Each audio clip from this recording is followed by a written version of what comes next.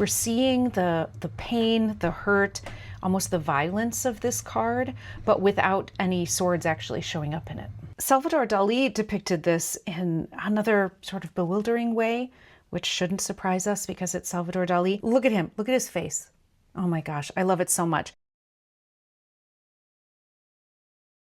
The Rider-Waite-Smith deck was the first tarot deck to be illustrated throughout the entire deck, meaning there were scenes happening and mostly people in the cards kind of acting out an event or a scene. And previous to that, tarot decks were like playing cards because they were playing cards, right? So the pips looked like this in the decks that came before the Rider-Waite-Smith. And then once they set about making the Rider-Waite-Smith, we started seeing decks that looked like this in the pips. So here we have, instead of just a single cup, we have a hand holding it, we have a little scene happening, right? So as we go through these cards, you see they're kind of playing out a scene, right? Hinting at the meaning of the cards. And there are people in nearly every single card in the minor arcana. The exceptions are the Three of Swords and the Eight of Wands. These two cards are the only cards in the minor arcana, in the Rider-Waite-Smith deck, that don't have people in them.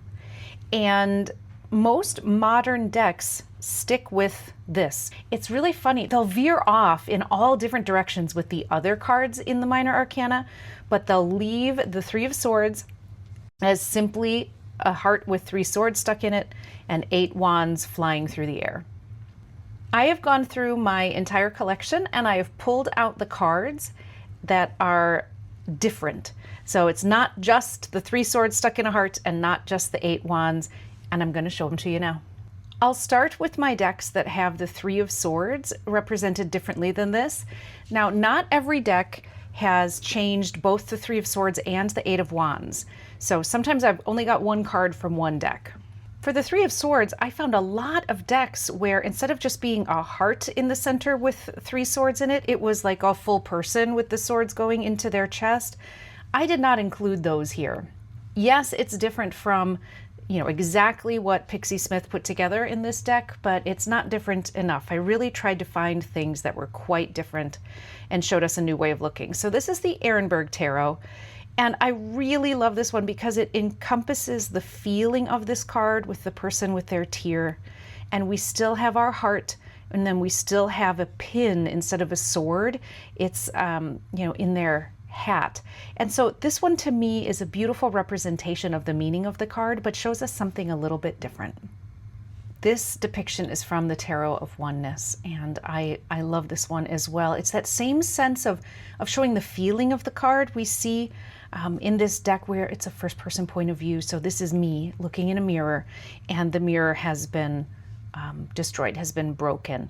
And I love this little connection with the break in the mirror being the heart here. So again, it's showing us the meaning. We're not diverging from the meaning of the Rider-Waite-Smith. We're just showing it in a new way. We're seeing the pain, the hurt, almost the violence of this card, but without any swords actually showing up in it. In the Echo Tarot, we still have our 3 swords, but they're not like stabbed into a heart. Instead, they are involved in a wound, making a wound, which I love this. It just brings me to a new place. It brings me to a more active place in a reading where I can see the action of this card happening. In the 5th Spirit, we still have a heart, a more anatomical heart, but instead of seeing the sword stabbed into the heart, we are seeing it being stitched back together. So a totally different moment of this card. This is like after the wound and the moment when we're trying to put it back together. In the Dali Tarot, and as you can see, I'm having to do some strategic covering here, we do have the traditional image. You see in the back here, we've got the heart and then the 3 swords in it, but we've got more of a scene to go off of. Here we have someone battling a dragon with a big long lance here. We've got possibly a phoenix happening here. And this to me is a great representation of the Three of Swords in the sort of battle between the head and the heart in this card, and then also the renewal from it. In these moments of great loss, there will be something coming from it. We have to honor the pain, but something will, you will eventually heal and something new will come of it. So this is a really interesting one because we've got the traditional representation, but then a scene within it. In the Cosmic Tarot, we still have our three swords, but they're going into this flower in the center. And we have these three figures looking on. This one, I really, truly still don't know what to make of it. I've done so many readings with this deck. I love it. But I really don't know what to make of this as I attach it back to the meaning in the Rider-Waite-Smith. But I love that it's showing this completely different view. It almost creates this feeling in me of kind of the loss, the sense that like nothing will ever change, right? These people aren't even moving. Very interesting depiction of this card. I have to do some strategic covering here, but this is a seated figure, just to let you know what's behind my thumb there. This is the Muse Tarot, and instead of swords, we do still have these like three beams of light. They are going directly into that figure who's crouched there. We also have them sitting by a door. And this door is in this like vast open landscape with these two eyes looking down. So again, the creator here is going for that central feeling of the Three of Swords, and we have this reminder of the original depiction of it, but we're also given so much more in the card.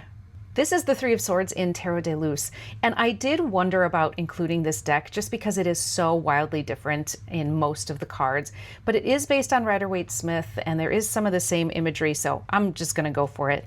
But isn't this beautiful Three of Swords? We've got our unicorn in the center, we've got the upheaval with the volcanoes, we still have our Three of Swords, but again, this one kind of goes back to the sense of reminding us of the healing that needs to happen now.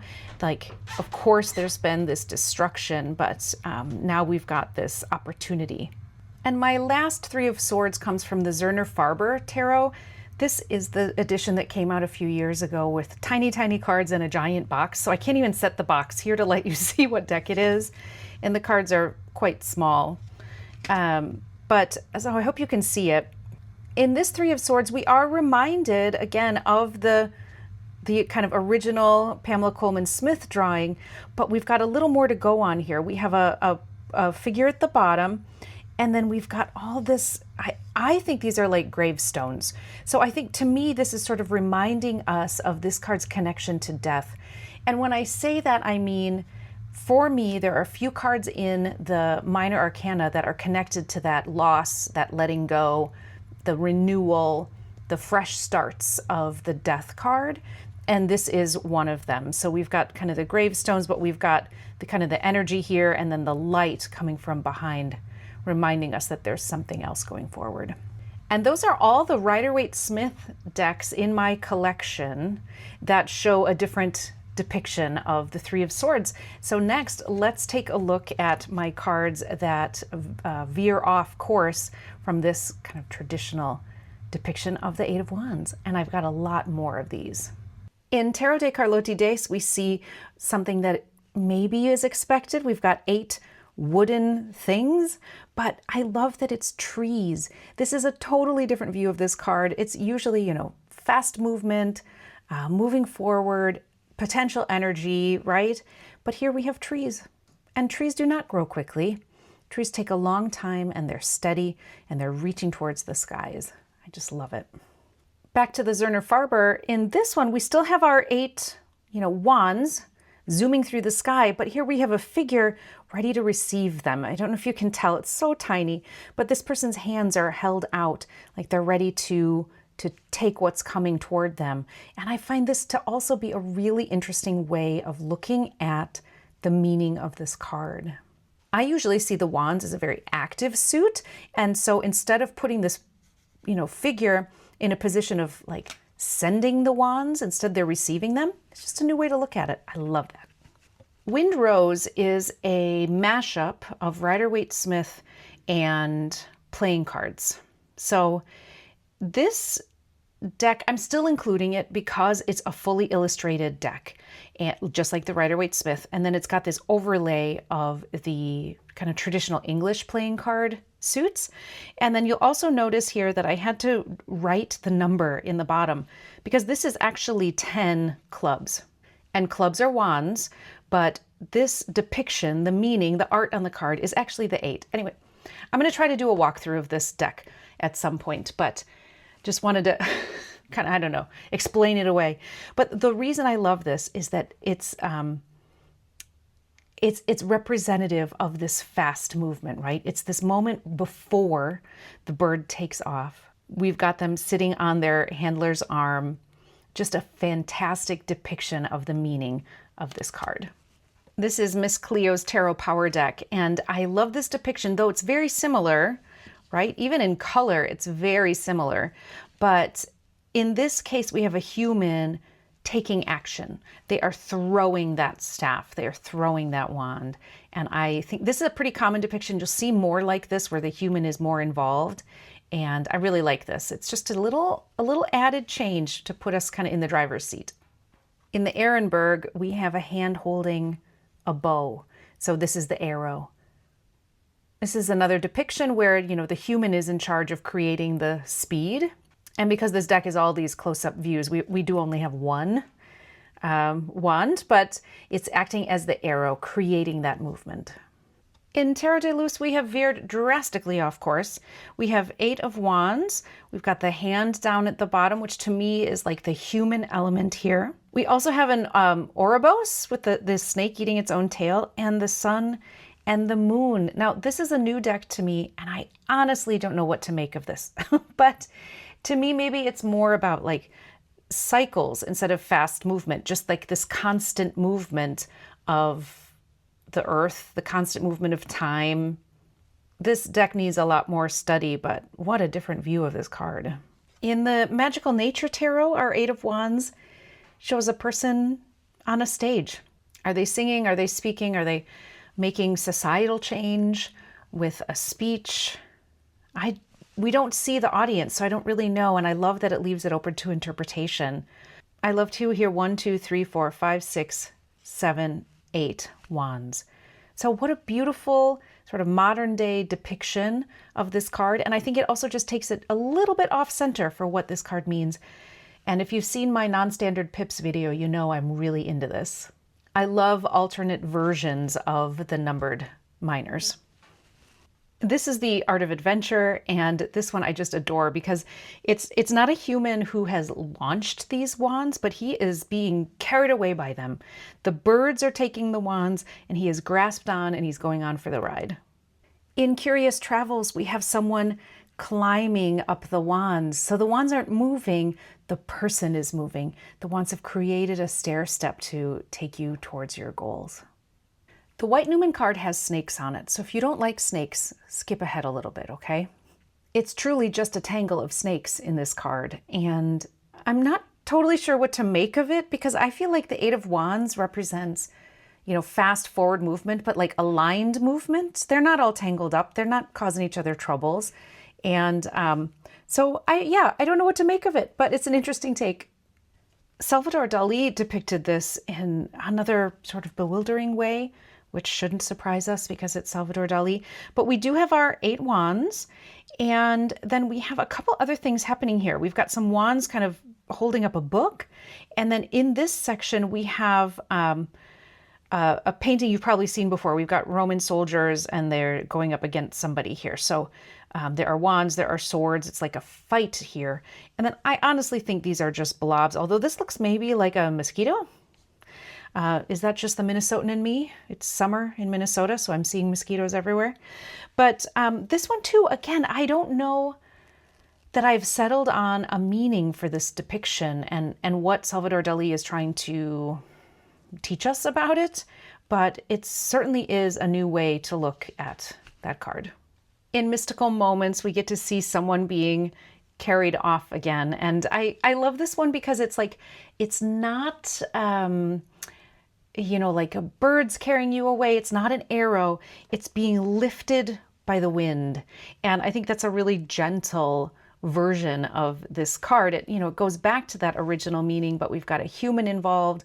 They've created this little invention to, lift them towards their goals. In the Cosmic Tarot, we have this beautiful, hilarious depiction. Look at him. Look at his face. Oh my gosh, I love it so much. He is launching himself, right? So I love this, just his pose, his face, everything about this is like so much movement, so much moving forward. It's just fantastic. In the fifth spirit, we see a modern depiction of some wands, and it's just, it's so good. We're right there, right? You see the fuse is lit. We've got our 8 bottle rockets. We are about ready to launch. And so you can, though we're not there yet, you can sort of see these wands flying through the air. You can tell what's coming next. In Terra del Fuego, we've got some potential energy. We've got 8 wands strapped to a castle. It's on fire. The lightning is coming. This is such an interesting depiction because I usually see this as a very positive card, right? So forward movement feels really good. Maybe we're talking about goals or relationships and things are moving forward in an aligned way.